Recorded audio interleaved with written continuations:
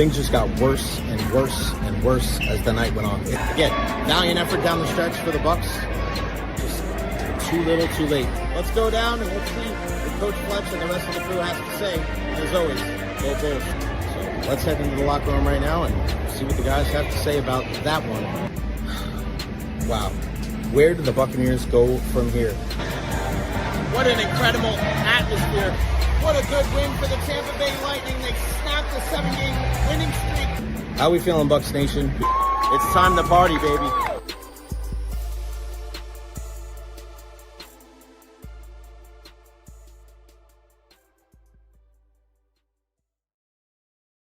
Let's go, baby. It is a USF Bulls game day. I am ready to roll, and I hope you are too. What is going on, everybody? Welcome to the Recher podcast. I am very happy to be here with you guys today, August 28th, 2025. Man, it is a special day. All eyes on Raymond James Stadium today for a 5:30 kickoff, baby. So as soon as I am done with this, I am changing out of this outfit, putting on. I still don't know what I'm going to wear. I'm going to figure it out at some. Got my button. I mean, like, what's going on here? Yeah, I don't know what I'm wearing. I don't do suits for USF. I usually do kind of like a collared shirt, and then like some slacks and some dress. I was gonna wear like a Nike golf shirt that's like baby blue and white stripe with some pink shoes and a pink belt. Because Ian Beckles told me years ago the best color combination is baby blue and pink, and it really is. It's like an incredible combination, but I don't know if I want to go that hard. I don't know what I want to do. I haven't waited this long to pick out an outfit in a very, very long time, but I digress. Whatever. Benny in the house. Questions, comments, concerns, leave them there at the bottom of the screen. Make sure you follow me on all social media platforms: Facebook, YouTube, Twitter, Twitch, TikTok, Instagram.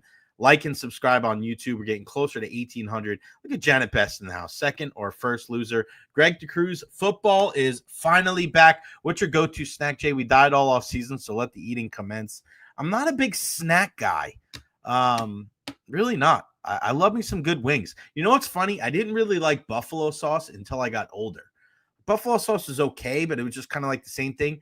Now I really enjoy like a good buffalo sauce. Like not like super hot. I can eat hot food. I just don't enjoy hot food. It doesn't make sense to me. It's like I want to enjoy my food. I want to enjoy the taste of it. I like ranch, not blue cheese. I think blue cheese smells like feet. But like I like a good buffalo sauce, like a good medium. I want there to be a little bit of a kick, but I don't want to be like, I don't like that. It's not fun to me. I got wings one time from Domino's. I know it's Domino's. And I was eating the wings and it was so freaking hot that I was like standing by the sink, and I know that water only makes it worse. And all of a sudden, like my buddy gets up and he's like, bro, I think they gave us the wrong wings. They definitely gave us the hottest wings possible. And I was dying. And if you know me from back in my, days when I was working with Ron, it was Ron and JP back in the day. I ate 3 Scotch bonnet peppers live on air, and I drank a full half gallon of chocolate milk. It was crazy.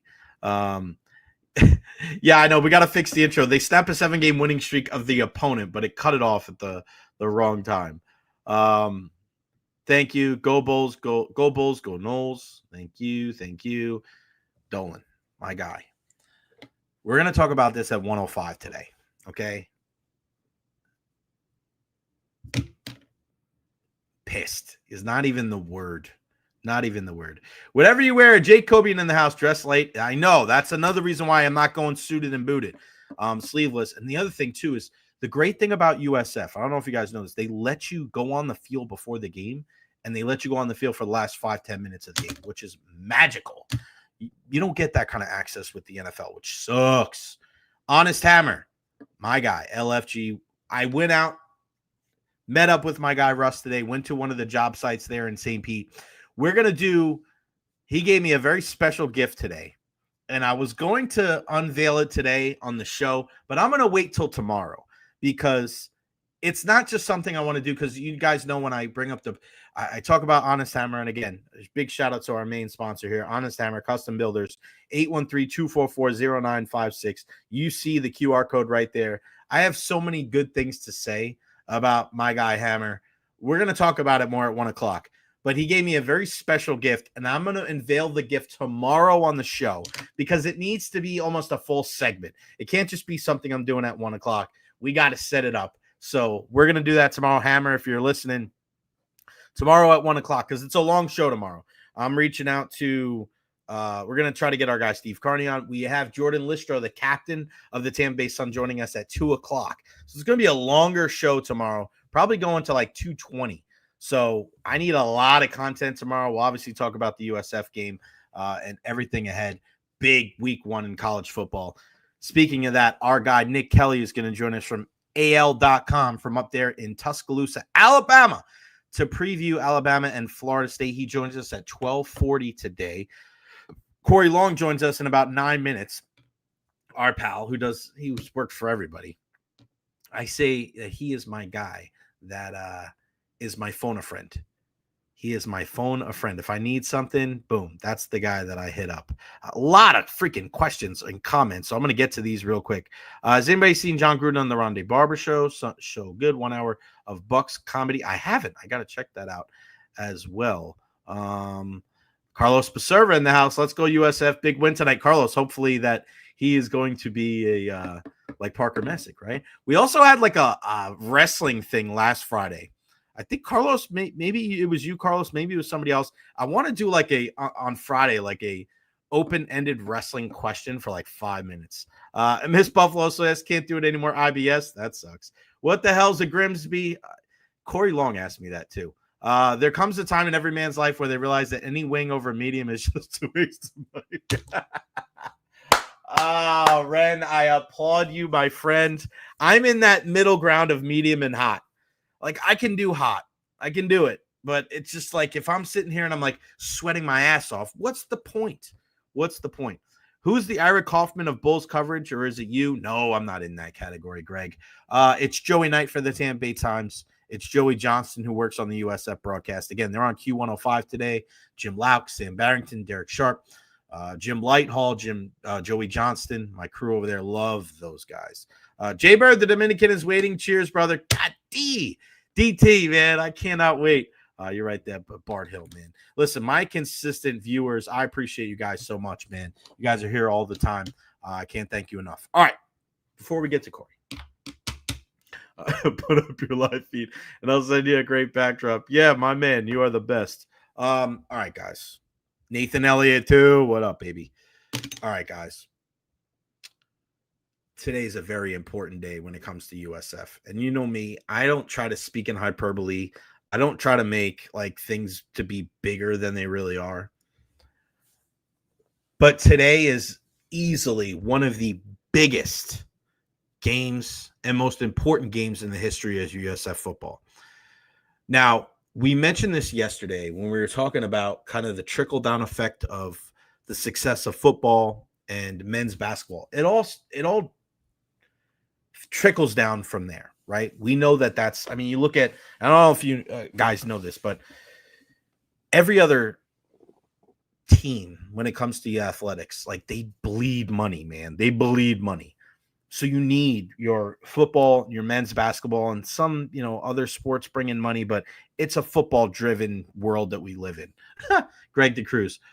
One medium wing, $5, baby. Thank you so much for the super chat. You can always contribute, guys. Super chat, $1, $2, $5, $10, $20. I appreciate you guys so very much. Thank you, Greg. That made me laugh. So it's so important for USF and their football team to not just be competent, but to be battling for conference supremacy. And the time for talking is done. Coach Alex Golesh, my man, you have told me, not just the world, but you have specifically told me in multiple instances, whether I was working at WDAE right here on this podcast or at the press conferences, whether it's at USF, Raymond James Stadium, or even in Tuscaloosa last year after the game against Alabama. And you said, Jay, there is no such thing as moral victories. There is no such thing as silver linings. Coach, you and I may agree to disagree when it comes to that. But I think you and I can agree that tonight against Boise State, with the entire world watching, game 1 of week 1 of the college football season, a 5:30 kickoff at Raymond James Stadium, your team has to go out there and show something.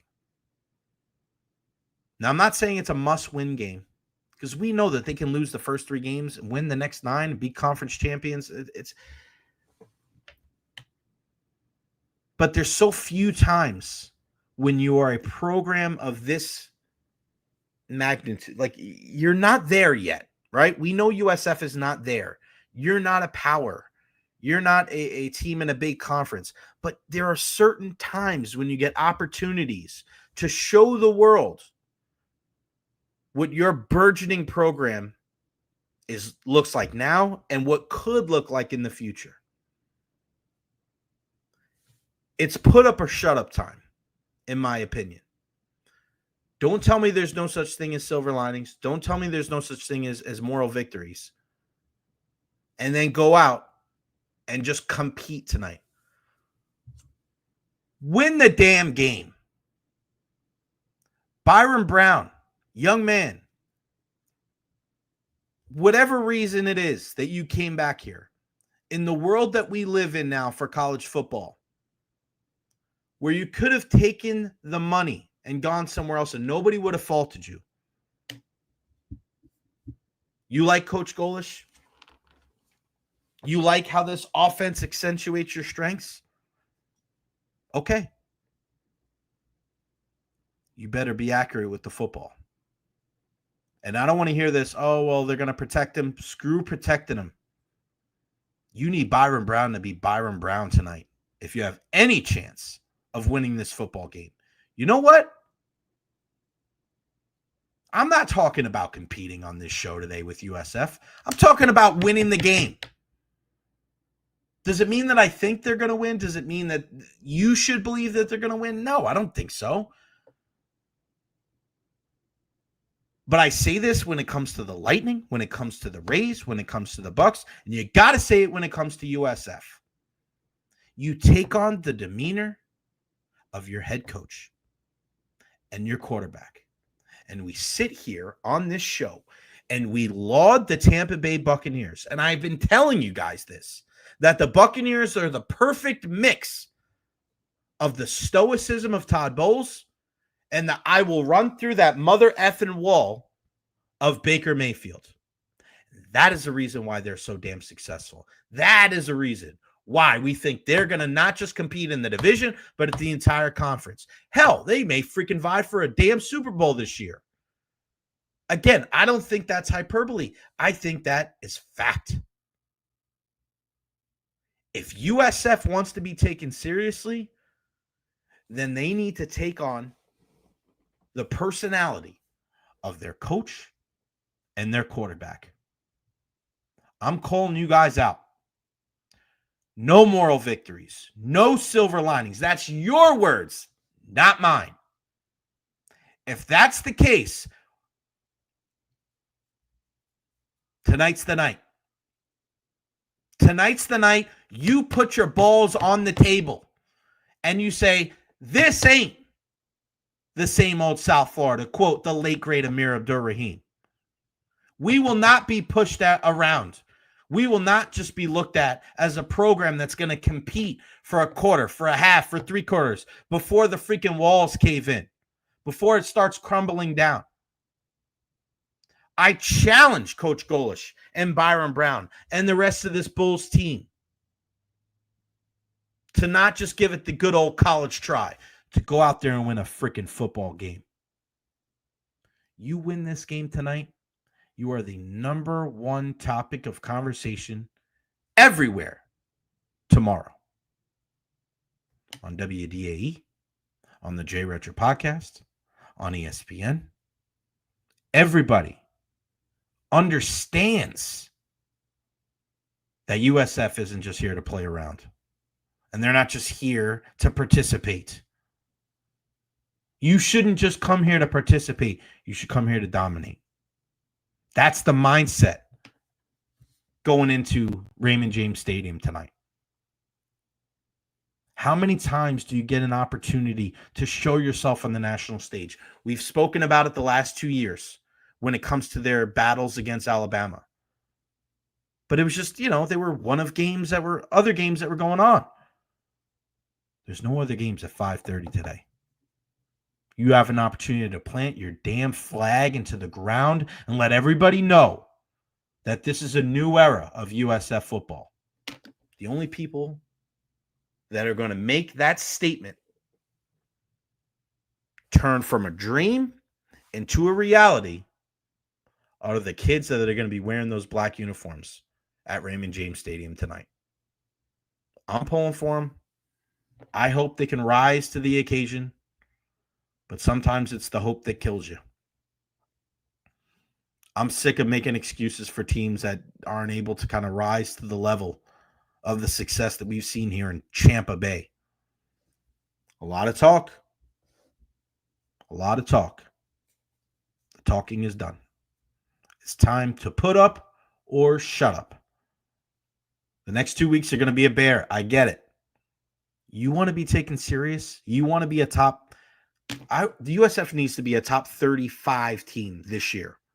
A top 40 team this year. They need to be knocking at the door of the top 25. We need to be checking the rankings and going, hey, that was another good win.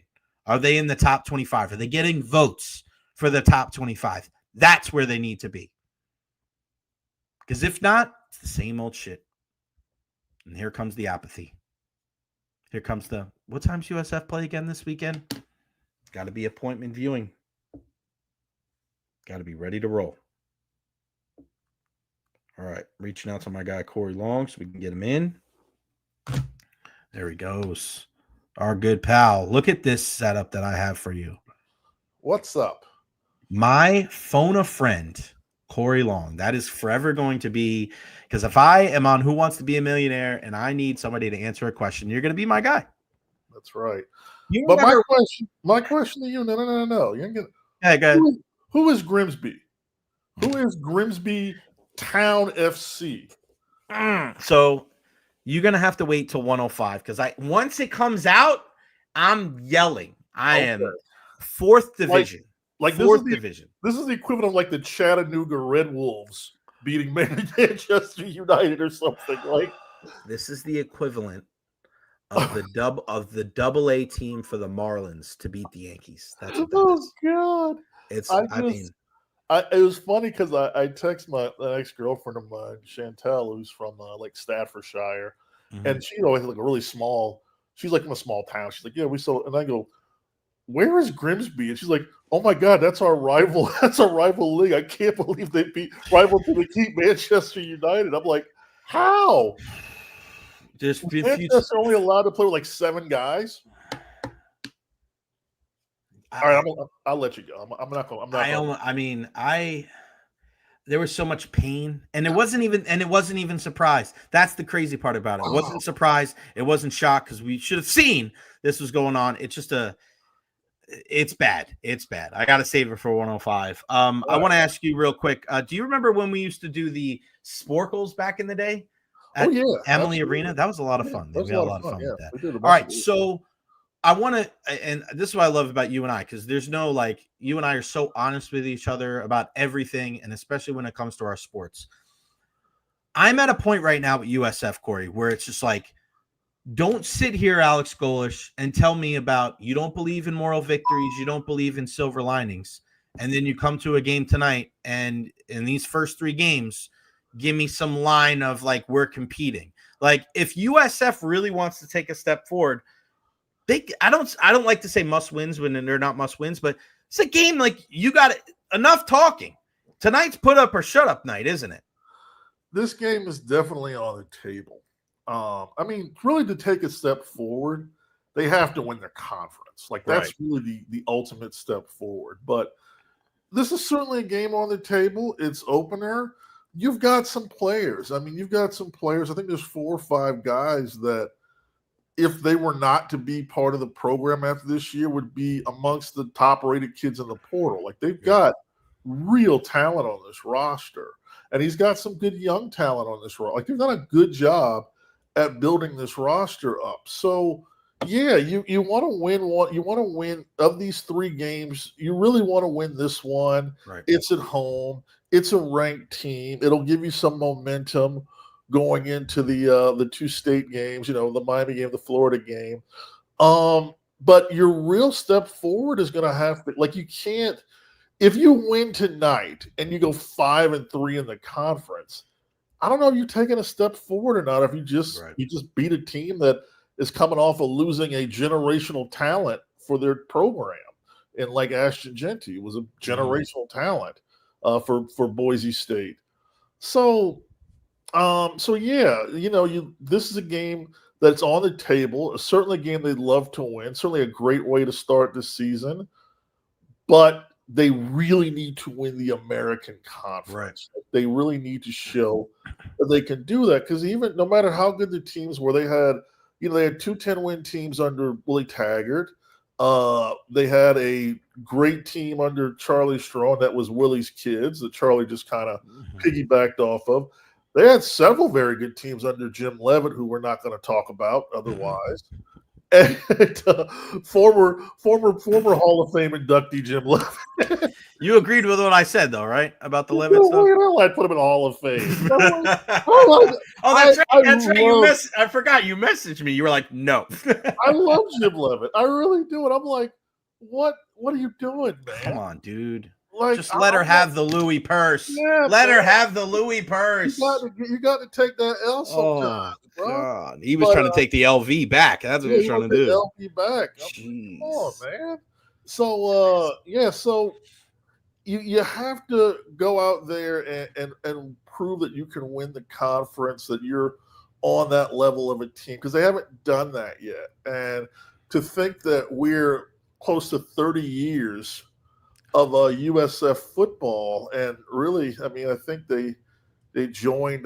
They joined the Conference USA in the Big East somewhere in the early 2000s. So you're 25 years at the FBS level, and you haven't done that yet, and there's no excuse for it by now. So yeah, win the conference. They win the conference. They lose these 3 games and they win the conference. I think people are going to be okay with that.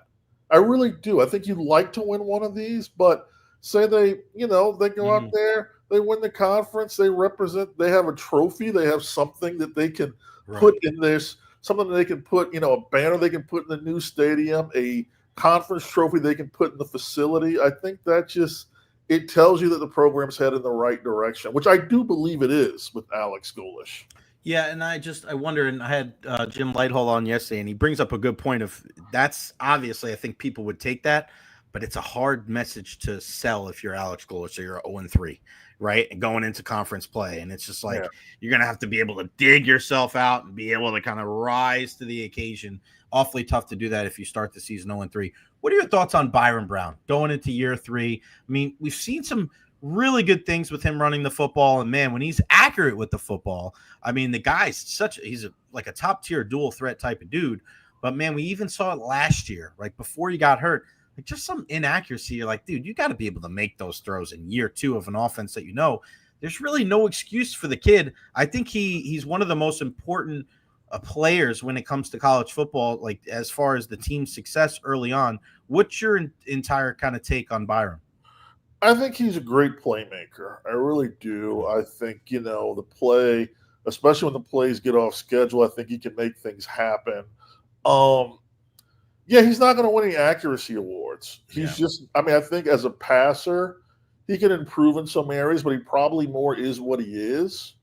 And that means you're going to miss some layups, and maybe you're going to complete some passes that you wonder, what was he looking at and why did he throw that ball? But somehow it got in there, and he's going to do some really entertaining things on the run. I think, believe me, if he was an accurate passer, he wouldn't be playing tonight. Yeah. He'd be at LSU playing LSU Clemson or something like that. Like, seriously, that's the fact. If he's an accurate passer, he's probably, given his size and his playmaking ability, he's probably a top 15 pick overall in the NFL draft. Right. So the fact that he can't throw is the reason he's at USF. But I think, he's obviously going to get better. They're going to, I assume, with some time, they've gotten better ways at getting him to complete those passes, the playmakers, getting guys in space. I like him. I think he makes the team so much better when he plays, when he's healthy, when he's moving around. He's a major threat. Can he improve that, Corey? Like over the years that you've watched football, can he get to a point? Because you look at the numbers again. I bring this up every show. It seems like 2 years ago, he's putting up, the only person that put up numbers like him was Jaden Daniels, who won the freaking Heisman. He had an incredible rookie season. Is that one of those things where it's like you either have it or you don't have it? And if you can improve it, you can only improve it marginally. Or if can he take a huge stride? Because listen, let's say they win 2 of 3 of these games and they win the conference championship. He's knocking on the door of a Heisman because that's what he would have to do for them to be able to reach those levels. Can he improve that much to really put himself on the map, or is he kind of at the point where he is what he is? I think for him it's marginal. I think it's just a marginal improvement. I do believe that kind of is what he is, and hope maybe he'll prove me wrong and be a little better. It depends on how much he's really. How much has he worked on his passing outside of the program? Because a lot of that is kind of an outside of the program thing. It's having an individual coach. It's having someone that can kind of help you conceptually understand ball placement, and speed, and timing, and all these things that go with being a really precision passer. It's so much more than just having the arm talent. It's having the understanding, reading things, and putting all of these things together play after play after play. It's not that he can't make the throws. He can't make them consistently. That's really the thing. It's just consistent. And that's what separates G5 kids from FBS kids and Power 4 kids. Excuse me.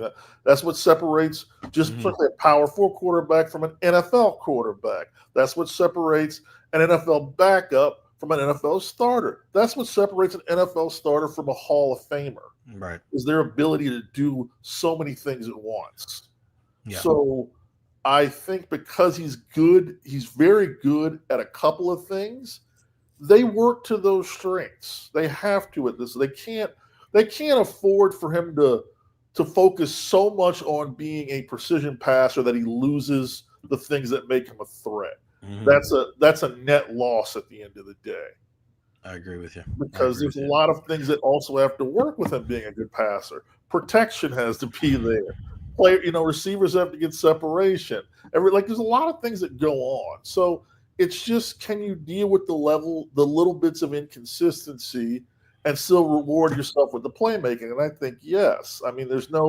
This is the same situation that at times Quentin Williams was. Quentin got a little better as a passer, and they got a little bit better at Quentin Flowers. Quentin Flowers. Yeah. Sorry, that's my guy. I went to Bethune-Cookman, I think. Yeah.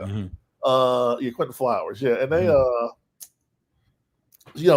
they figured out how to work within the passing that made them the most comfortable, and that's just what you end up doing. You say, okay, what throws make him the most? What are the ones that we think he can hit the most consistently? We have to work with those. Instead of us trying to make him into something that he probably isn't, let's work with the best version of what he is. I like that. What other team in the state of Florida intrigues you the most going into this season? Well, man, they all really intrigue me in a lot of ways. And I'll go down the line. I think Miami has the best talent. Okay. I think Florida has the second best talent, but they have just the most brutal schedule on earth. If they go 8-4 and win the right 8 games, I don't think they make the playoffs, but I'd certainly give them an argument. Yeah. 4 losses. I think UCF is going to be a disaster. I have no respect for Scott Frost as a coach. I just don't think he's a winner. And I think it'll show up. I think they were able to kind of, he was able to right person, right time, right message coming off of that, horrible end of the George O'Leary era. He had the right personnel, and I wouldn't have run it back given that you're in the Big 12 now. You got to be better at recruiting. You have to recruit a different type of player. He still doesn't like to take accountability for his failures. He's still stubborn as a bull, as a mood. That's his stuff that he said post Nebraska is kind of wild, right? Like it's like, it's not what the hell? It's not that he was 100% wrong necessarily. Maybe it wasn't the greatest job on earth, but they gave him everything that he asked for to succeed, and he did not succeed, and that's on him. The fact that Matt Rule can walk in and do better, and I think he'll do considerably better this year. He already has, yeah. Because Matt Rule is a better football coach, right? So the fact is, if you're not, he's not comfortable with his weaknesses, and he's not willing to take accountability. I hate to see where UCF is in 6 weeks if they're struggling. What's he gonna, who's he gonna blame? What's he gonna say? Right. I need better play. The players ain't good enough. Well, these are your players, man. Most of these dudes, so, and Florida State, I'm kind of just, I'm kind of a wait and see. I don't think they'll be good enough ever again under Mike Norvell. I mean, truthfully, no chance to beat Alabama. I mean, they need a lot of things to be in their favor. Right. I mean, the weather. If it's a rainy, maybe a slower track. It's bad. It's bad when you start talking about the weather. Maybe it's a slower track. Maybe you just hit lightning in a bottle. Maybe Bama. Maybe Ty Simpson turns out to be even less ordinary than people think he is. Right. Maybe there's lots of things. There's certainly. I don't think that one game will really define them. The question is, can they beat Virginia Tech? Can they beat NC State? The teams that they just stumble against regularly. And I just think Mike Norvell is just kind of, and this was a theory I had a long time ago. And how long have you been in this market now, Jay? 20 years. Wow, you've been here. So when Willie Taggart took the Oregon job, I was one of the guys that said, I thought USF should have hired Mike Norvell. I think he would have been the right guy at the right time there, because he's still, he was winning at Memphis. USF gives you a better recruiting profile just because of players in the state than Memphis. Right. But I thought he had some good running backs too, man. With Antonio Gibson there, he had some good players. Gainwell, he had some. Kenny Gainwell, yeah, nice little run with the running backs. Yeah, and I thought, man, him coming over, following Willie, he takes that Quentin Flowers offense. And, he probably wins a conference title, truthfully, that first year that Charlie failed, that they lost to UCF. I think he wins that title. Yeah. And I think he might have won a title. And I think his whole profile would have changed when he got to Florida, if he got to Florida State after that, because he would have been he would have had a better understanding of how to recruit in this state. His lack of ability, his lack of knowledge of the state when he walked in, combined with COVID, combined with the fact that he just doesn't have good recruiting staffs, and I don't think he really knows how to recruit in the trenches, just keeps Florida State at a certain ceiling that they won't get past. So yeah. What do you make of we'll switch to the NFL side. What do you make of the Bucs and how they've pared down the roster, and your thoughts on Shiloh Sanders and Desmond Watson, if everybody's got an opinion on those two guys? My thoughts on Shiloh is you can't do that. Just can't. I mean, whether or not he would have, I think a best case scenario, he was headed to the practice squad, but you saw how angry Todd Bowles was. That's the sort of, Todd Bowles does not show a lot of emotion. No, he does not. But you do something like that, that will piss him off. Right. That is just, you pissed off the most stoic guy that we know. Stoic guy on earth. Yeah. He could not wait to cut him after that. It was not even, you're gone. That's like if Jeff Tewksbury doesn't like you, our former photog friend from Fox 13. Yeah, exactly. I was like, Tukes doesn't like you, you're in trouble, buddy. You're in trouble, man. I tended to lean where Ian Beckles leaned on Desmond. Yeah. I say this for the people that I think he's a really nice kid and a likable kid. I think everyone who comes across him likes him. If you really like him, you'll hope he never plays NFL football. Yeah.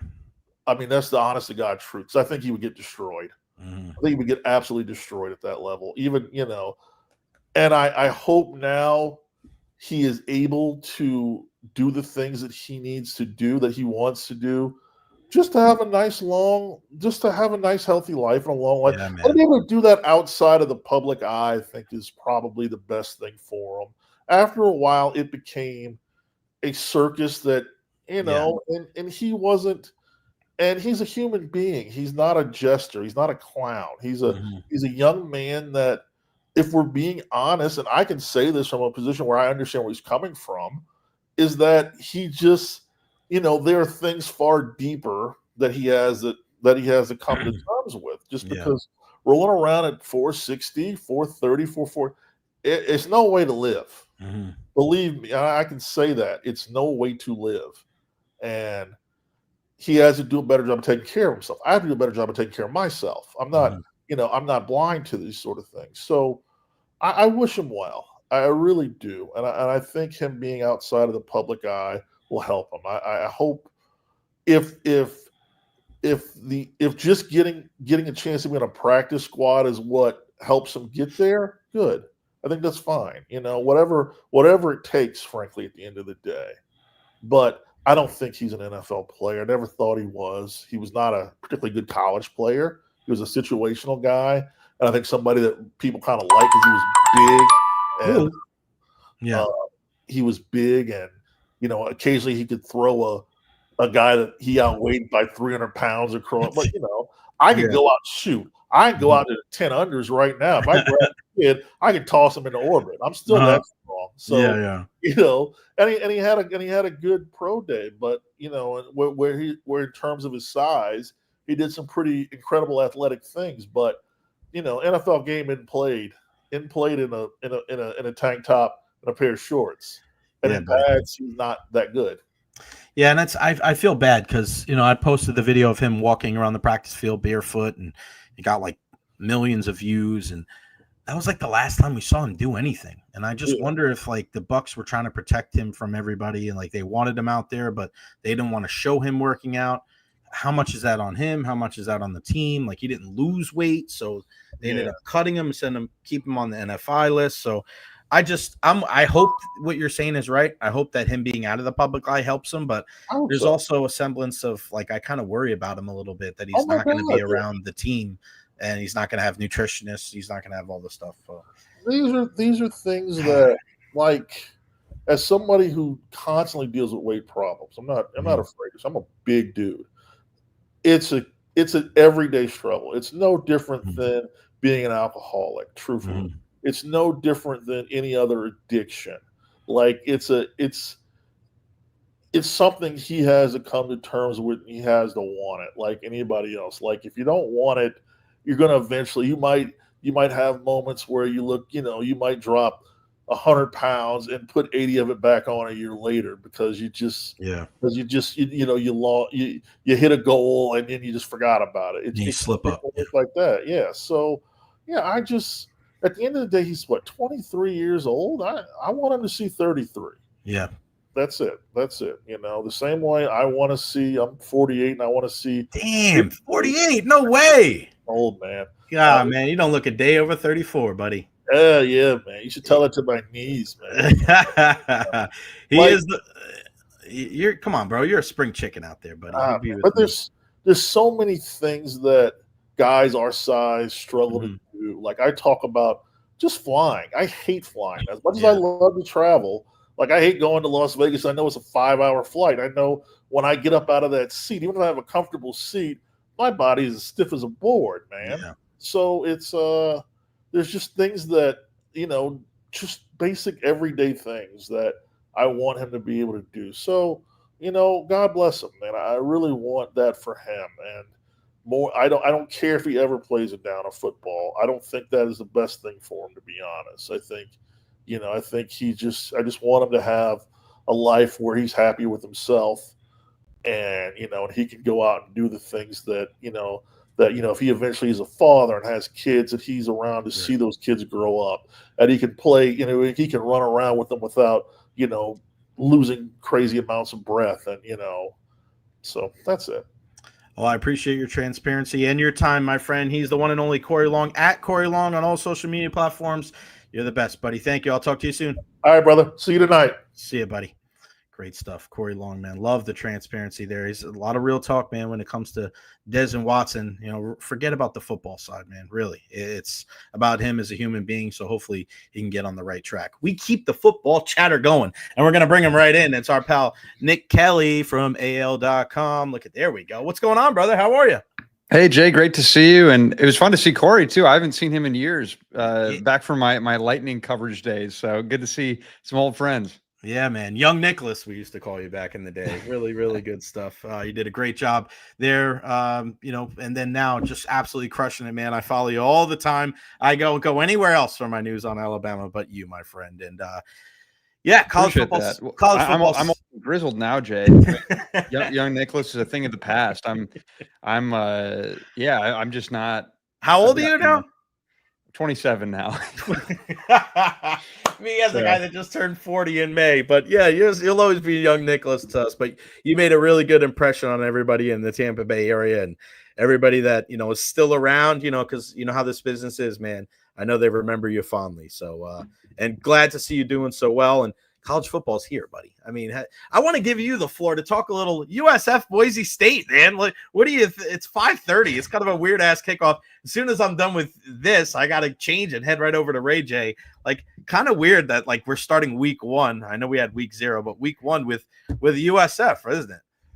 Yeah, it's crazy that it's here, but thank goodness too. Yeah. I'm so ready for football. I'm just sick of prognostication. That's a mouthful. I'm sick of trying to come up with things just to write about. Like, it is time to actually have some real ball to talk about. So I'm really excited for it. And yeah, I mean, USF, Alex Golesh, he's impressed me the few times that I've seen him play against Alabama, of course, and I'm eager to see what he can continue to do in his time, just because he's shown to put some scrappy teams together in those matchups against Alabama, and especially when he's at Tennessee as well. So, yeah, I think they've got a good coach there at USF. And yeah, Boise State, obviously a team that did really well last year, and kind of see what they look like post Aston Genty. And yeah, it's going to be fun to see what they can do and see if they can sustain. I mean, it's easy to kind of have that one-hit wonder, but if you can sustain, that's where real legends are made, so to speak. You got that right. I was in the bathroom last year in the press box in Tuscaloosa, and there was an old booster in there, thick Southern drawl, and he's like, "Y'all got some hell of a football team. I said, we're gonna see y'all here in a couple of years too." And it was just so.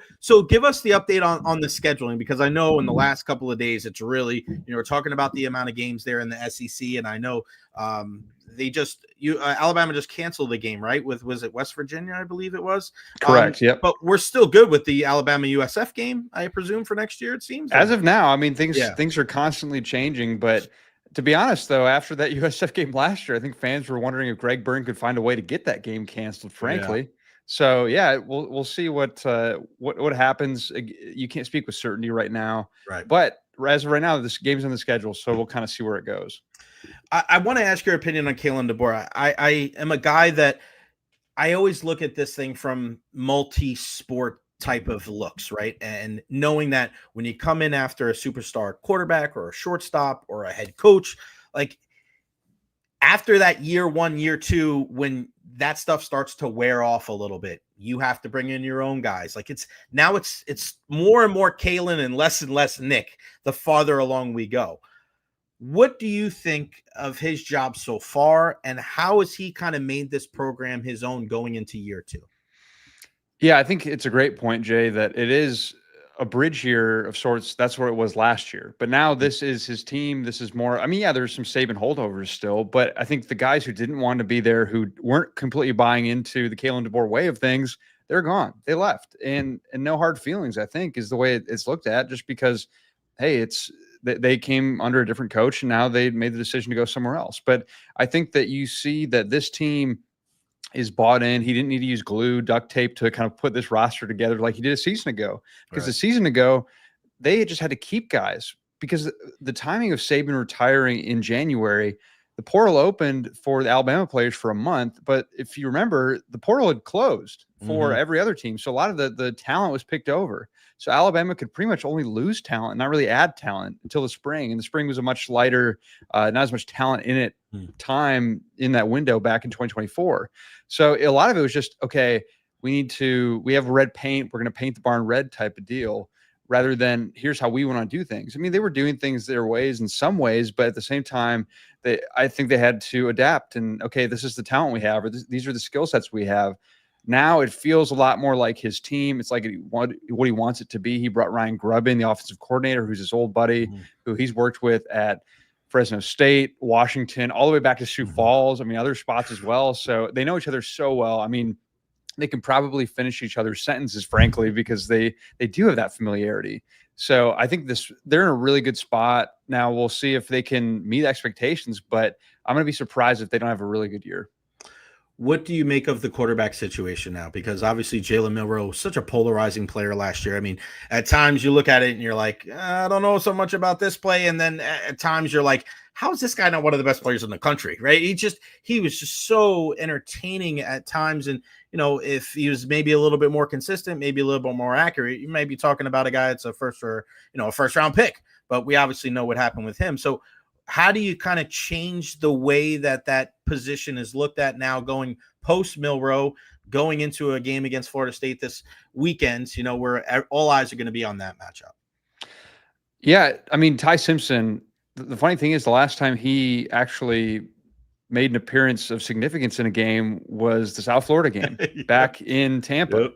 So the timing of you having me on your podcast is kind of funny that way. But and honestly, quick aside, Tampa's been this house of horse for Alabama. Yeah, it really is. It's been bad. I mean, of course, they beat USF back in 23, but barely in that game. Did we ever find out why Milroe didn't play that game?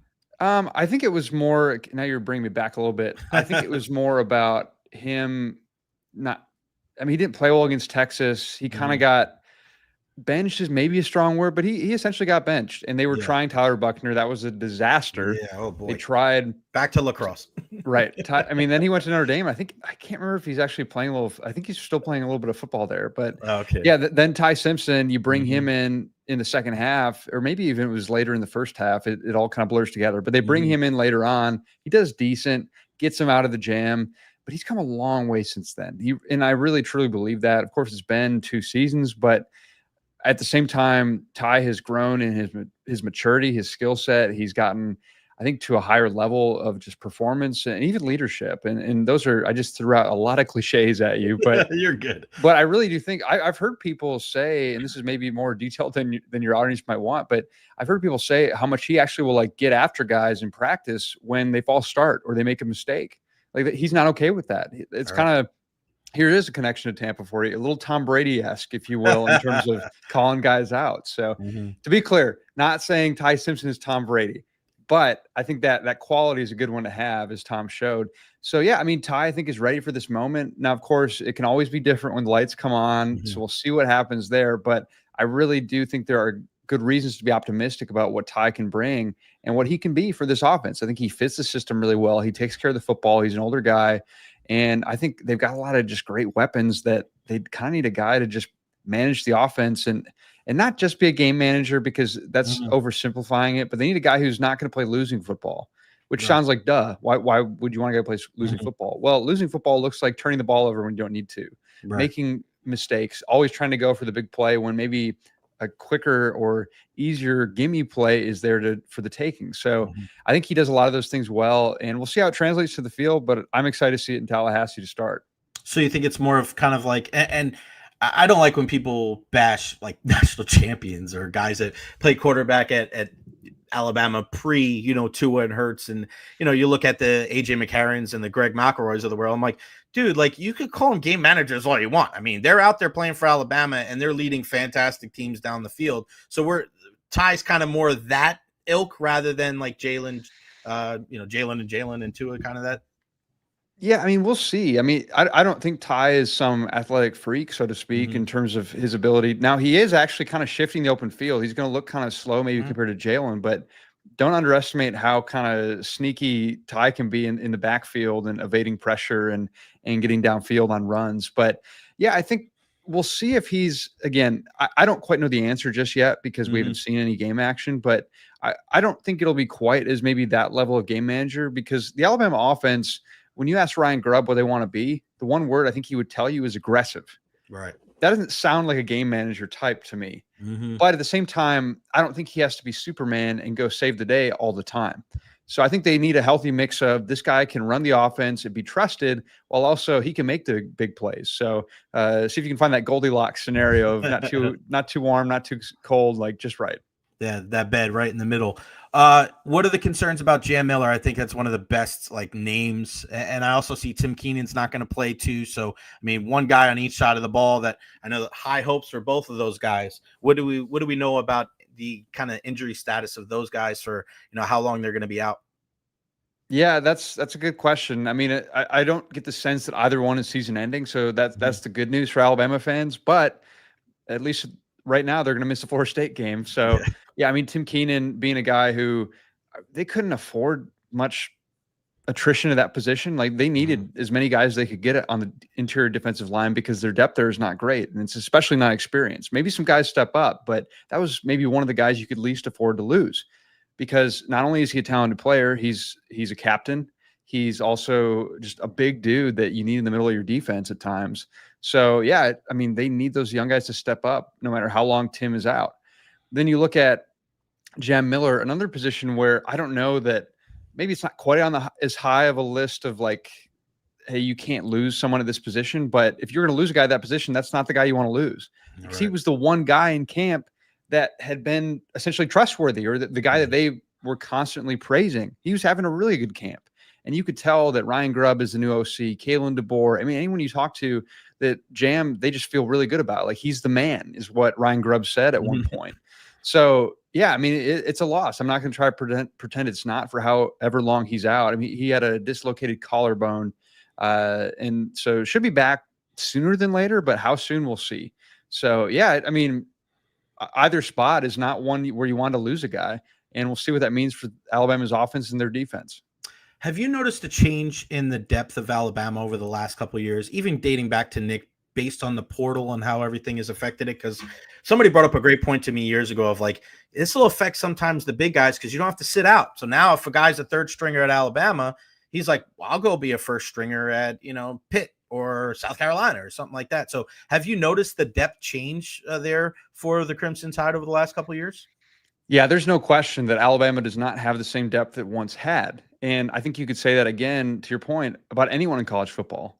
I mean, Alabama used to stockpile 5 stars. They're still getting a lot of 5 stars, but it's not as easy to keep them. And depth is expensive. Like, yeah, of course, Alabama would have liked to have had more interior defensive line depth. But if you want to go get a defensive lineman in the portal, that was going to cost you a good bit of money. Right. So I don't know that.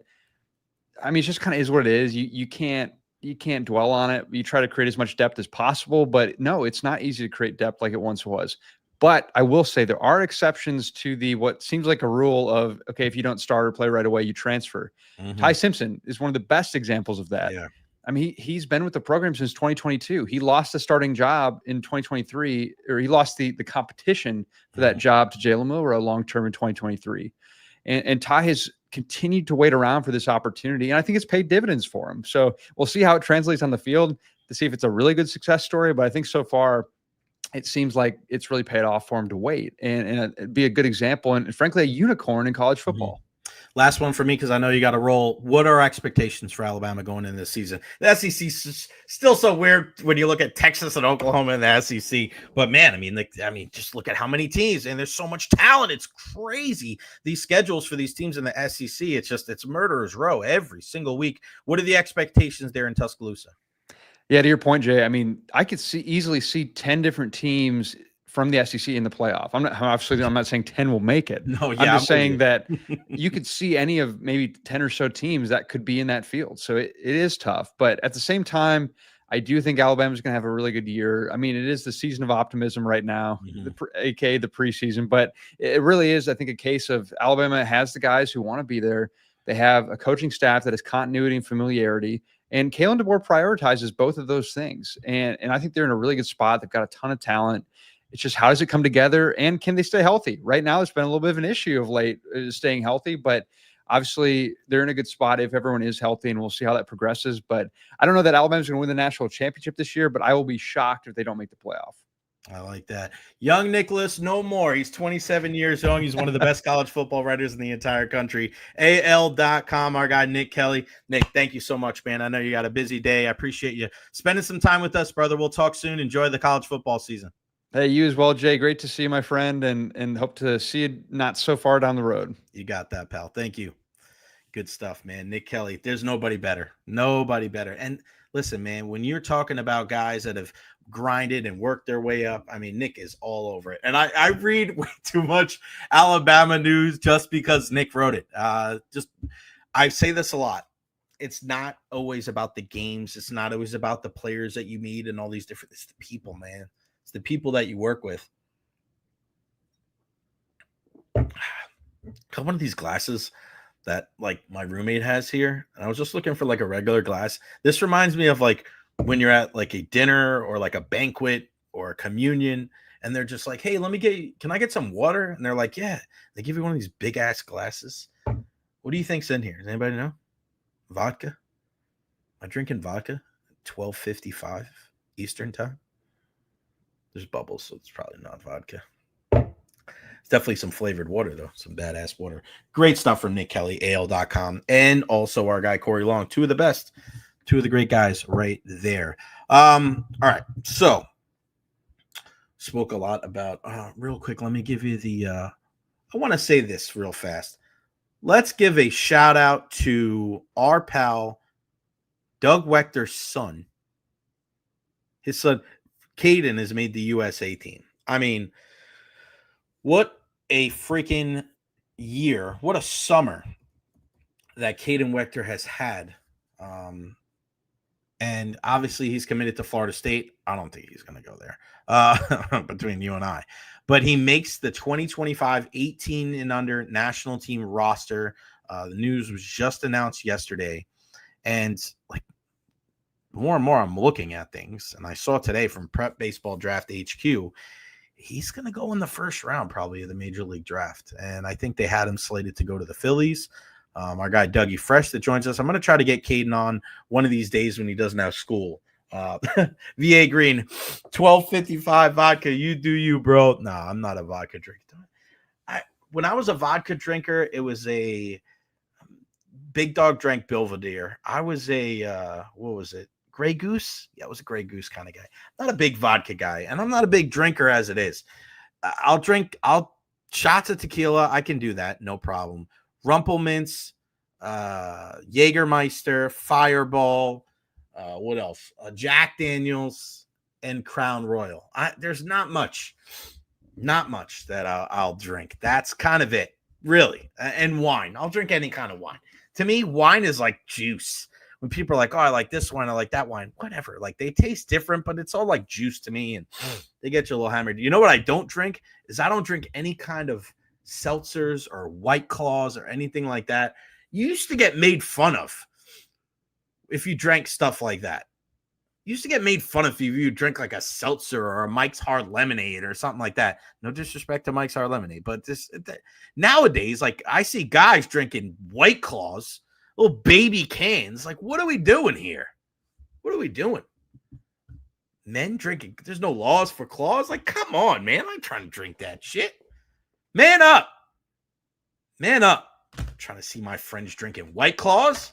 Hell's wrong with you out there? Drink some real shit. All right. So before I lose my mind, because I'm about to lose my mind,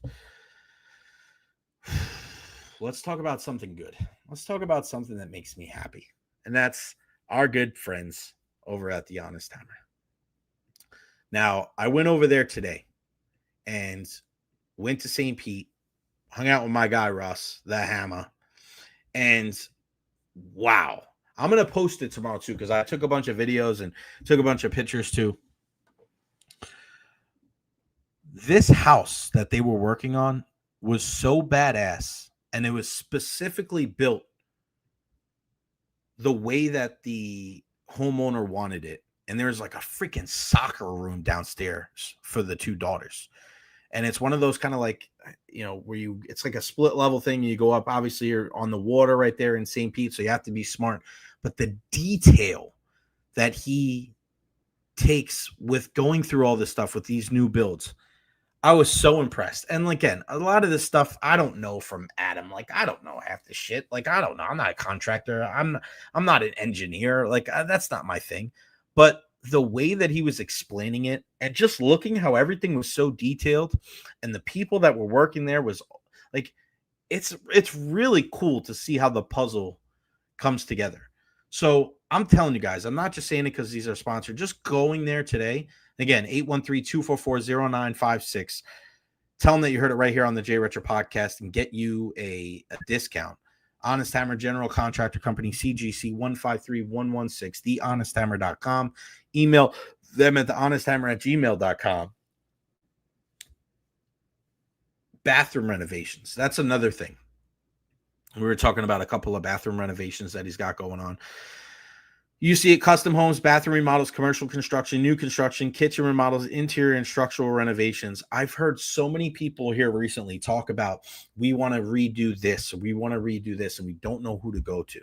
The Honest Hammer, that's the guy. And man, I was just so impressed with what they do and just being on the job site today. It was just really, really cool. So again, hit them up. If you know somebody that needs work done, beautiful craftsmanship, 813-244-0956.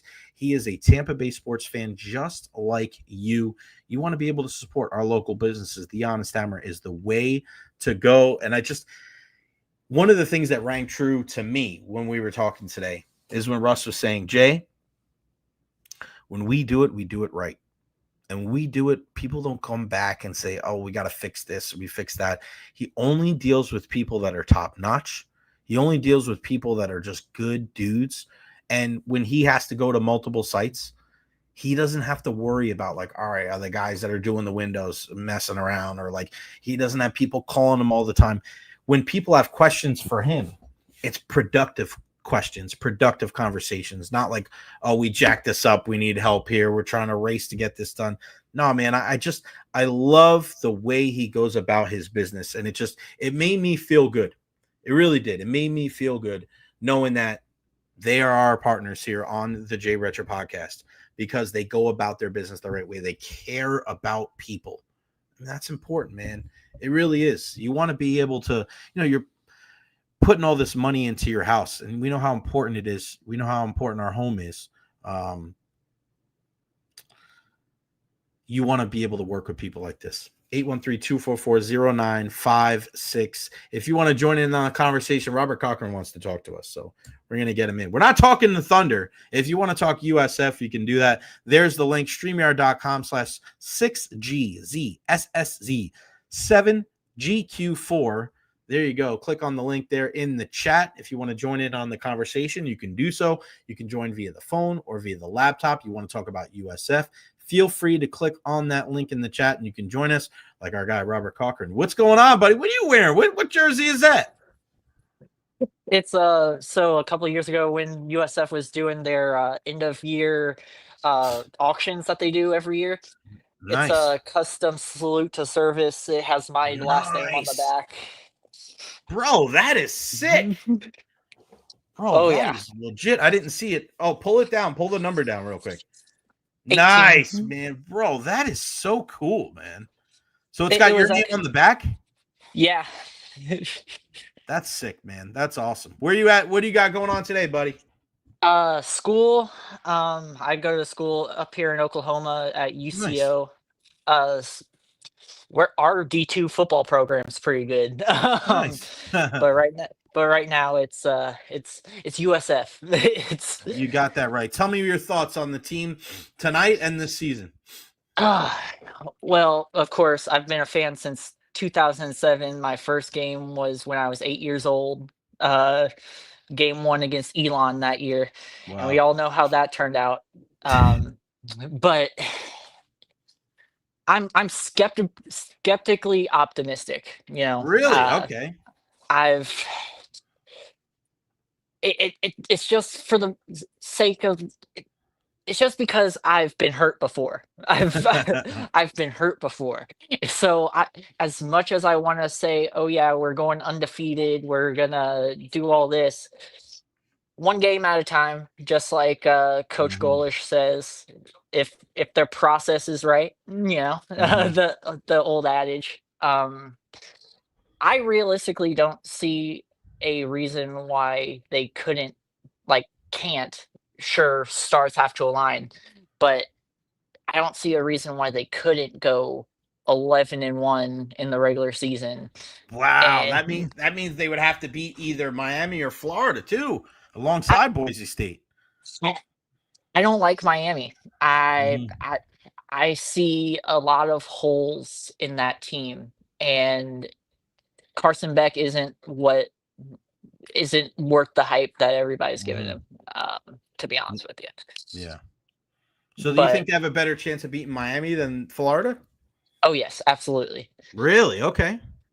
All right. Well, they have to go to both places, so that's going to be very interesting. Yeah, nobody's scared of going to Coral Gables. Oh my God. All right. What do you got for a score prediction for tonight, buddy? 35-14, the Bulls. Wow. They're going to spank Boise State. That's according to Robert Cochran, our guy up there in Oklahoma. I always appreciate the love and support, my man. Yeah, absolutely, Go Bulls brother. is right, man. Go We'll Bulls, talk to you brother. tomorrow, okay? Yes, sir. Bye-bye. All right, buddy. Good stuff. Wow, there you go. 35-14. I want to hear from you guys. What is your score prediction for tonight's game, USF and Boise State? I can already feel my blood boiling. No, it is not for. It's not for them. It's not for them. All right. So I said this the other day.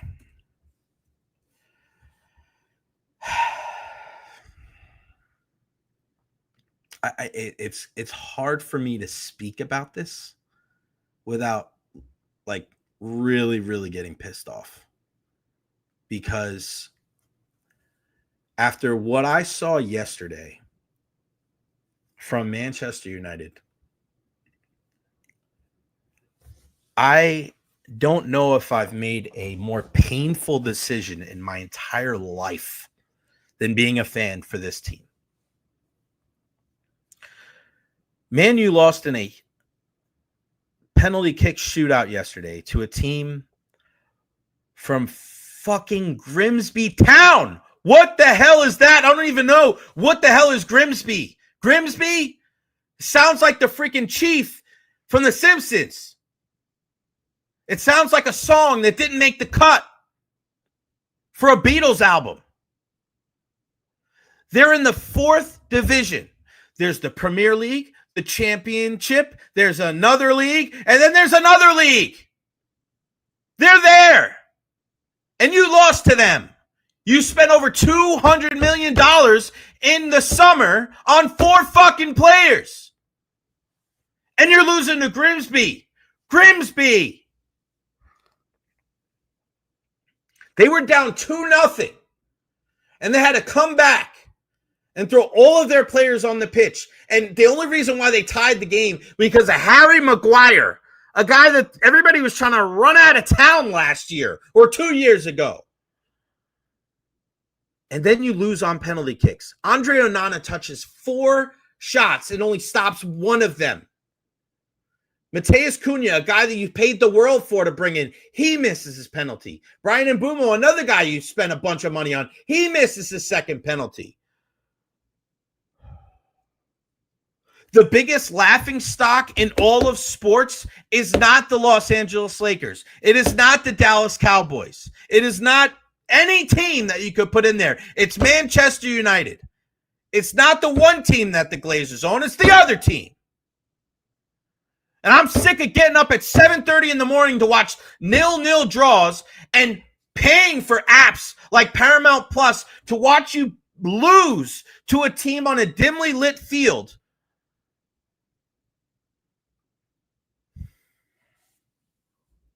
Is this how it is being a fucking sports fan? Holy shit, man. These guys hurt my brain. They hurt my brain. And then you have Ruben Amorim, the guy that has his own system. I'm going to play 3 in the back, even though nobody plays freaking 3 in the back in the Premier League. I'm going to do what I do. And I'm going to have everybody adapt to me, and you're bringing in all these players, and then you're not doing jack shit. You're losing to Grimsby. Grimsby.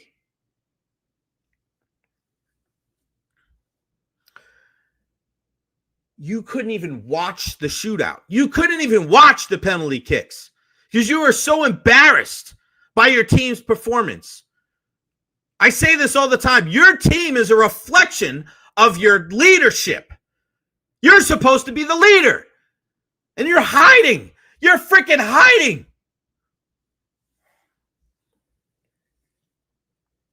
And then he says in his post-game press conference, they really showed what they're all about.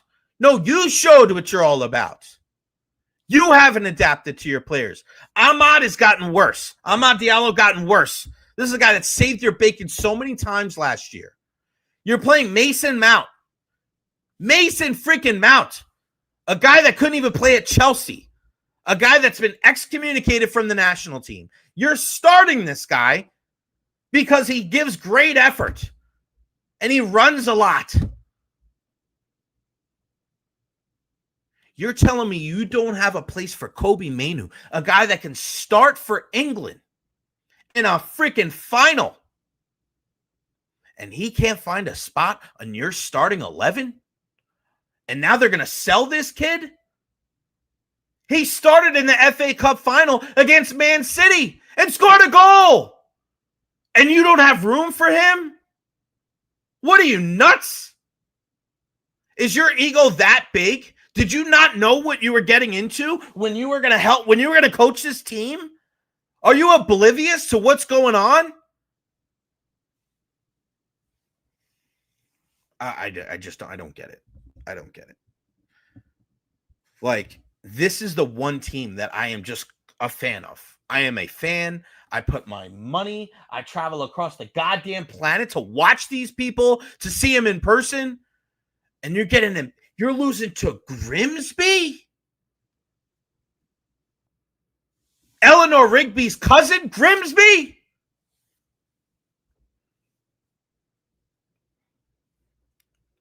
What was that? USA? The Bad Boys? USA. Y'all are killing me. Manchester United, we have a hate-hate relationship. You have put me in a... Yo, Manchester United literally ruins my day. They ruin my weekends. They ruin my day. They ruin it. Y'all piss me the fuck off. I'm telling you. Y'all been killing me. Killing me. I don't ever get mad. I'm not a get mad, get angry type of guy. But you guys make me want to drop kick a homeless person on the side of the road. You get me so upset. I want to punch a hole in the wall. Killing me, bro. Do better. And that's the thing. I can't even, I wasn't, and here's the crazy thing, is that I wasn't even surprised. I wasn't even shocked that it happened yesterday. Because again, this is the biggest dumpster fire in professional sports. You are the biggest laughingstock on the planet when it comes to athletics. You finished in 15th place last year. And now you're losing to Grimsby. Grimsby! Let me give myself a migraine. All right, let's get back to real life. Fucking Grimsby.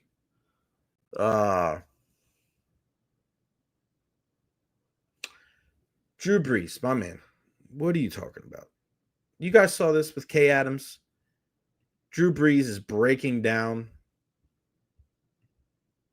He's talking about the division. And they're saying, they're kind of breaking it down and going through. And Drew Brees goes, really? Who scares you? I think the division is wide open. And fair play to Kay Adams from Up and Adams. And she goes, the Bucks? And Drew just doesn't even acknowledge. He just continues to speak.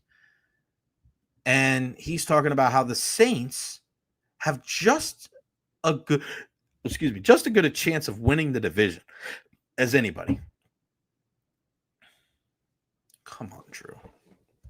You don't believe that, do you? There's no way that Drew Brees believes the crap that he is peddling when he's saying that. Not a chance, right? Like, it's one thing. Here's the thing that gets me. We know that you played the majority of your career with the New Orleans Saints. You're going to be a New Orleans fan through and through. That's fine. Admit it. Just say it. And when you speak about the division, if you talk about like, hey, I'm a Saints guy. I'm a Saints guy, man. Yeah, the Bucs have done their thing, but hey, you never know. A little tongue-in-cheek type of thing. People look at it and go, hey, man, that's you. We see that a lot in soccer. And people won't make a big deal. But, bro, my guy, Mr. Guacamole, you're really going to go with a straight face and act like the division is up for grabs? When you've watched football, right? The last couple of years, you've seen what the Buccaneers have done. More importantly, you've seen what the Saints have been doing, right? You know that Carr's gone, right? Michael Thomas is gone. Kamara is not getting any younger. Olave has an injury history. You play football. This is why I say a lot. There's a lot of crazy things that are said when it comes to sports, right? But there is just as many crazy things said by former professional athletes than guys that have never stepped on the field quarter ice. Just as many, if not even more egregious. Just go listen to what like Cam Newton says. Cam Newton and Drew Brees should get together and they should just talk about football, and we should count how many crazy ass things that they say. Because even Jake, you're right, Jake. Even the lady, and the lady is Kay Adams, gave him the side eye like, why? If he would have just said, like, hey, these are my guys, and I know the Bucs have done really well, but football's crazy like that. That's why they go out there and play the game. People are going to be like, hey, man, we don't expect you to show the Bucs love. But to sit there with an almost authoritarian type of disposition, like, hey, guys, come on. It's anybody's division. This guy's a young quarterback here, and Baker's finally a good pro. You think it's just because of Baker, homie? You're delusional. Drew Brees. This is why I said, just because you played the game, I'm not just going to sit here and take everything that these guys say as gospel. What these former pro athletes say, I'm taking with a grain of salt just as much as a guy that's never played the game. Stephen A. Smith says just as much wild shit as Drew Brees and Cam Newton. That's just the nature of the beast. I said this the other day. Is Stephen A. going to say, is he going to be able to tell you about what the locker room's like and how to persevere through injury? No. But for things like this, when we're analyzing kind of who's going to win and favorites and divisions, come on, dude. Come on. You may be pissed off about, the Buccaneers and all the different things and your relationship with Tom Brady. You don't seem like a guy with sour grapes. He seems like a pretty genuine guy. But you have to wonder, like, what goes through some of these guys' heads when they speak? They just you know what it is? It's that, especially at the quarterback position, when everybody for years tells you how great you are, and people like my guy, I have it here. Oh, look at that. My guy, Mike Neighbors, in his book, The Breeze Way. Wow, how random was that? I just looked, I was like, maybe it's back there. The Breeze Way. The Breeze Way. You know what the Breeze Way is? lying at your ass right now. That's what it seems like. VA Green, probably because of the big upgrade at receiver they're getting from Trey Palmer. Got that right. You're right. I take it all back. I take everything back. I just said about Drew Brees. You're 100% right. You know, because with the addition of Trey Palmer and with the most overrated player in the National Football League in Cam Jordan, I mean, you're right. Your chances are probably as good as anybody's to win the division. You're right, Drew. I stand corrected. All right, finally, we're going to finish with this. Did you guys see how many Buccaneers made the top 100 list on ESPN? And I was surprised that one guy didn't make it. And the first guy on the list, and here you guys can probably rock with me here on this. We'll share the screen. Don't mind the 9,000 things at the top. Oh, there you go. Okay, I'll take the highest timer thing. There you go, guys.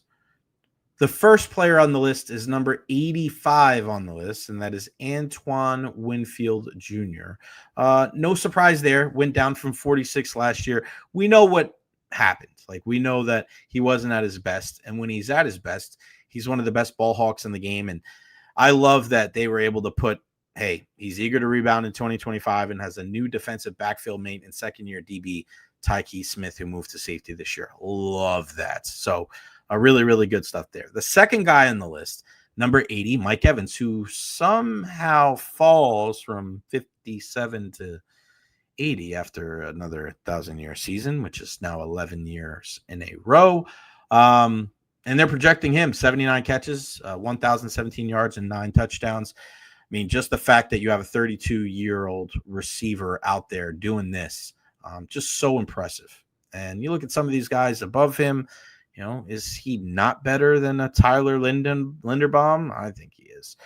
Third guy on this list, the third of 4, is Baker Mayfield. Last year, not even ranked on the list. This year at 72 after 41 touchdowns last year and over 4,500 yards passing. I mean, obviously that was without Chris Godwin and Mike Evans for a chunk of the season. They're looking at him as another 4,000-yard passing and carrying the ball for 320 yards. So that's 3 guys there between 72 and 85, and there's only one other guy that made this list, and it's all the way up into the 20s. And I'm surprised, honestly, that it wasn't a little bit higher. And coming in at number 24, I thought it was 24, 22, after being 62 last year, is Tristan Wirfs.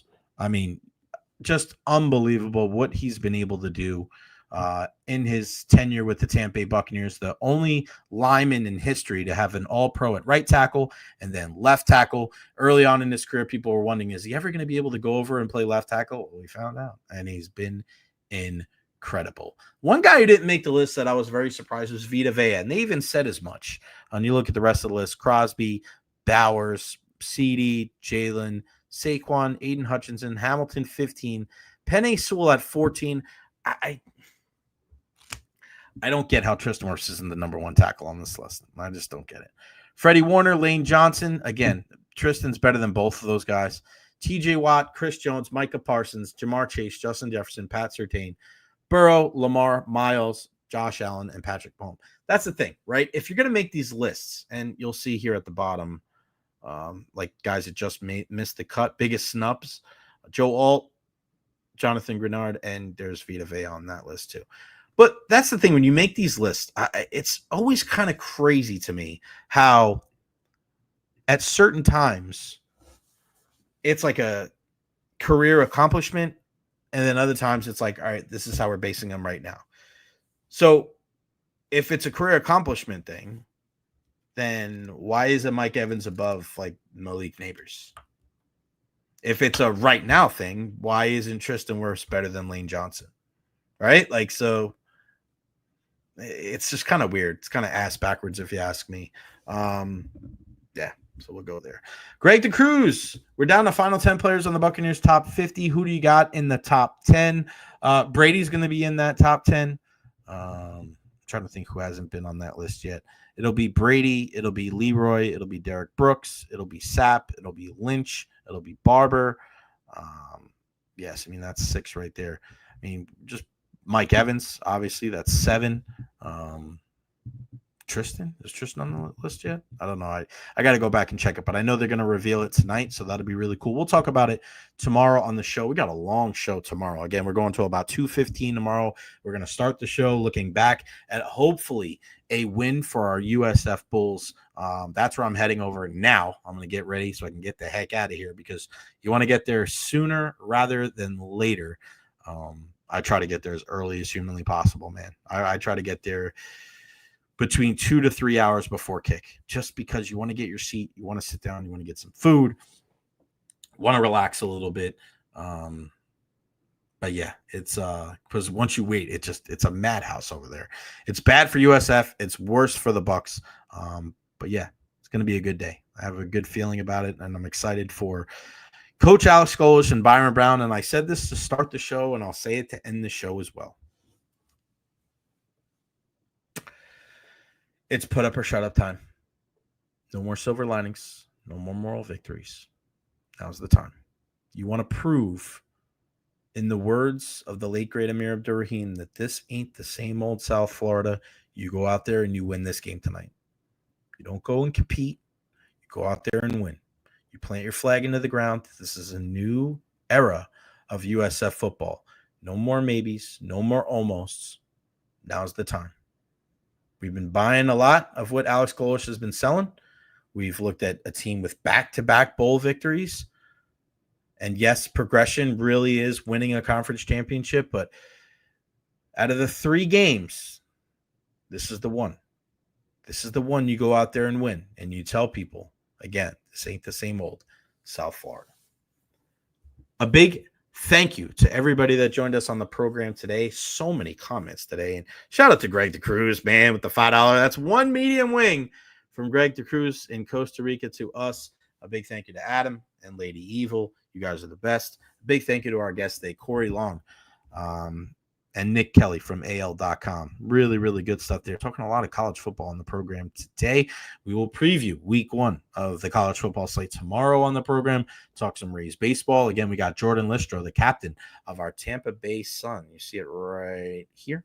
She will join us on the program tomorrow. I know the Rowdies are in action this weekend as well. And like Dolan says, Bulls need to come out firing on offense, being ultra physical defensively. I don't want to see them kind of tiptoeing their way into the water today. Jump right in. Get that crowd behind you. Bulls on parade.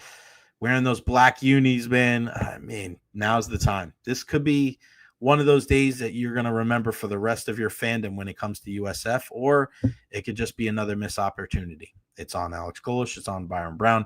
It's on this team to get it done, and I really hope they do. A big thank you, as always, to Honest Hammer Custom Builders, 813-244-0956. Get you a discount on any of the things that you need done on your home. Just tell them that you heard it right here on the Jay Recher podcast. We'll show you what he got me tomorrow on the program. We'll have a little bit of an unveiling. That should be fun as well. Follow me on all social media platforms, Facebook, YouTube, Twitter, Twitch, TikTok, Instagram. Like and subscribe on YouTube. Really, really good stuff. I appreciate everybody for tuning in. This has been a lot of fun. And we'll be back tomorrow at noon and hopefully talking about a win for our USF Bulls. Everybody have a wonderful rest of your Thursday. We'll see you tomorrow at noon right here on the Jay Recher podcast. I am gone. Peace out.